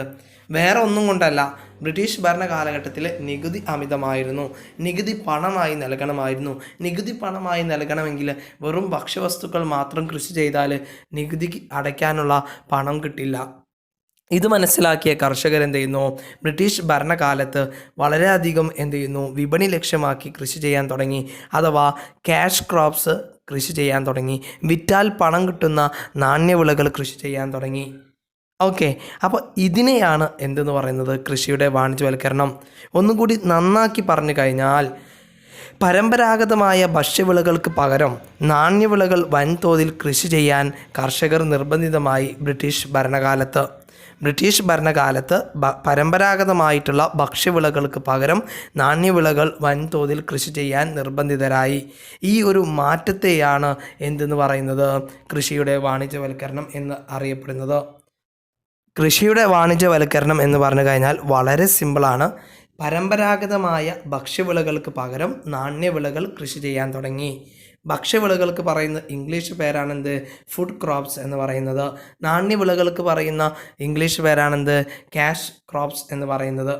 ഓക്കെ, അപ്പം ഈ ബ്രിട്ടീഷുകാരുടെ കാലഘട്ടത്തിൽ കമ്പോളത്തിൻ്റെ ആവശ്യകത അനുസരിച്ചുകൊണ്ട്, മാർക്കറ്റിലെ നീഡിനനുസരിച്ചുകൊണ്ട്, കമ്പോളത്തിൽ എന്താണോ ഉൽപ്പന്നം ആവശ്യമുള്ളത് അതനുസരിച്ച് കൃഷി ചെയ്യാൻ ആര് നിർബന്ധിതരായി, കർഷകർ. അതാണ് നിങ്ങളുടെ ടെക്സ്റ്റിൽ പറയുന്നത്, commercial crops were largely cultivated instead of food crops. Okay, food ക്രോപ്സിന് പകരം എന്ത് ചെയ്തു, കൊമേഴ്ഷ്യൽ ക്രോപ്സ് വളരെ വലിയ തോതിൽ എന്ത് ചെയ്യാൻ തുടങ്ങി, കൃഷി ചെയ്യാൻ തുടങ്ങി. ഇതിനെയാണ് കൊമേഴ്ഷ്യലൈസേഷൻ ഓഫ് അഗ്രികൾച്ചർ എന്ന് പറയുന്നത്. എന്തായിരുന്നു ഇതിൻ്റെ എഫക്റ്റ് എന്ന് പറയുന്നത്? ഇതിൻ്റെ എഫക്റ്റ് എന്ന് പറയുന്നത്, ഇങ്ങനെ കൊമേഴ്ഷ്യലൈസേഷൻ ഓഫ് അഗ്രികൾച്ചർ വന്നത് എന്തിന് കാരണമായി, less production of food crops. ഭക്ഷ്യവിളകൾ വളരെ കുറച്ച് മാത്രം എന്ത് ചെയ്യാണ്, ഉൽപ്പാദിപ്പിക്കുന്നതിന് കാരണമായി. വളരെ കുറഞ്ഞ തോതിലായിരുന്നു ഭക്ഷ്യവിളകൾ കൃഷി ചെയ്തിരുന്നത്. ദെൻ രണ്ടാമത്തെ എഫക്റ്റ് എന്ന് പറഞ്ഞാൽ എന്താണ്, high price for food items. അതുകൊണ്ട് തന്നെ ഇങ്ങനെ ഭക്ഷ്യവിളകൾ ഉണ്ടാക്കുന്നത് കുറഞ്ഞപ്പം വളരെ വലിയ പണം തന്നെ കൊടുക്കേണ്ടി വന്നു. എന്തിനു വേണ്ടിയിട്ട്, ഫുഡ് ഐറ്റംസിന്, ഭക്ഷ്യവിളകൾക്ക് വളരെ വലിയ തുക തന്നെ കൊടുക്കേണ്ടി വന്നു. ഇത് എന്തിനും കൂടി കാരണമായി, ഇങ്ങനെ ഭക്ഷ്യവിളകൾ കുറച്ച് ഉൽപ്പാദിപ്പിക്കുന്നത് എന്തിന് കാരണമായി, poverty and famine. Okay, poverty ദാരിദ്ര്യം ഉണ്ടാകുന്നതിനും അതുപോലെ ഭക്ഷ്യക്ഷാമം ഉണ്ടാകുന്നതിനും കാരണമായി. അപ്പോൾ ഇത്രയും നിങ്ങൾ മനസ്സിലാക്കേണ്ട ഇത്രയേ ഉള്ളൂ. കൃഷിയുടെ വാണിജ്യവൽക്കരണം എന്തിനൊക്കെ കാരണമായി, കൃഷിയുടെ വാണിജ്യവൽക്കരണം, കൊമേഴ്ഷ്യലൈസേഷൻ ഓഫ് അഗ്രികൾച്ചർ എന്ന് പറയുന്നത് എന്തിനൊക്കെയാണ് കാരണമായിട്ടുള്ളത്. യെസ്, അവിടെ നിങ്ങൾ പ്രത്യേകം ശ്രദ്ധിക്കേണ്ടത് ഒന്ന് less production of food crops ആണ്, ഭക്ഷ്യവിളകളുടെ ഉൽപ്പാദനം കുറയുന്നതിന് കാരണമായി. ദെൻ അതുകൊണ്ട് തന്നെ ഭക്ഷ്യവിളകൾക്ക് വളരെയധികം ഭക്ഷ്യ സാധനങ്ങൾക്ക് വളരെയധികം വില വർദ്ധിച്ചു. അതുകൊണ്ട് തന്നെ ഭക്ഷ്യവിളകൾ കുറഞ്ഞതുകൊണ്ട് നമ്മുടെ നാട്ടിൽ പട്ടിണിയും ദാരിദ്ര്യവും വർദ്ധിക്കുന്നതിനും കാരണമായി. ഓക്കെ, അക്കാലത്ത് ഇന്ത്യയിലെ പല സ്ഥലങ്ങളിലും കൃഷി ചെയ്തിരുന്ന പ്രധാനപ്പെട്ട വിളകളും അവ വിള ചെയ്തിരുന്ന പ്രദേശങ്ങളും ഏതൊക്കെയാണ് എന്ന് കൂടി നോക്കി നമുക്ക് ഇന്നത്തെ ക്ലാസ് അവസാനിപ്പിക്കുകയാണ്. ഓക്കെ, അക്കാലത്തെ പ്രധാനപ്പെട്ട വിളകളാണ് ഒന്ന് നീലം. ഏതെല്ലാം പ്രദേശത്തായിരുന്നു കൃഷി ചെയ്തിരുന്നത്? ബംഗാളിലും ബീഹാറിലും. രണ്ടാമത്തത് പരുത്തി. എവിടെയാണ് കൃഷി ചെയ്തിരുന്നത്? മഹാരാഷ്ട്രയിലും പഞ്ചാബിലും. അടുത്തത് കരിമ്പ്. എവിടെയാണ് കൃഷി ചെയ്തിരുന്നത്? ഉത്തർപ്രദേശിലായിരുന്നു. തേയില എവിടെയായിരുന്നു കൃഷി ചെയ്തിരുന്നത്? ആസാം, കേരള. ദെൻ ചണം എവിടെയായിരുന്നു കൃഷി ചെയ്തിരുന്നത്? ബംഗാൾ. ഗോതമ്പ് എവിടെയാണ് കൃഷി ചെയ്തിരുന്നത്? പഞ്ചാബ്. അപ്പോൾ ഇത്രയും കാര്യങ്ങളാണ് ആ ഒരു ഭാഗത്തു നിന്നും നമുക്ക് പഠിക്കാനുള്ളത്. ഈ ഇത്രയും ഭാഗങ്ങൾ നിങ്ങൾ കൃത്യമായിട്ട് വായിക്കുക. നിങ്ങൾക്ക് എന്തെങ്കിലും ഡൗട്ടുകൾ ഉണ്ടെങ്കിൽ ചോദിക്കാൻ മടിക്കരുത്, ചോദിച്ചോളാം. അപ്പോൾ ഇന്നത്തെ ക്ലാസ് നമ്മളിവിടെ വൈൻഡപ്പ് ചെയ്യാണ്. ഇതുവരെയുള്ള ഭാഗം നന്നായിട്ട് വായിച്ച് മനസ്സിലാക്കുക, ക്ലിയർ ആക്കുക, നോട്ട്സ് തയ്യാറാക്കാൻ മറക്കരുത്. Okay, have A nice day.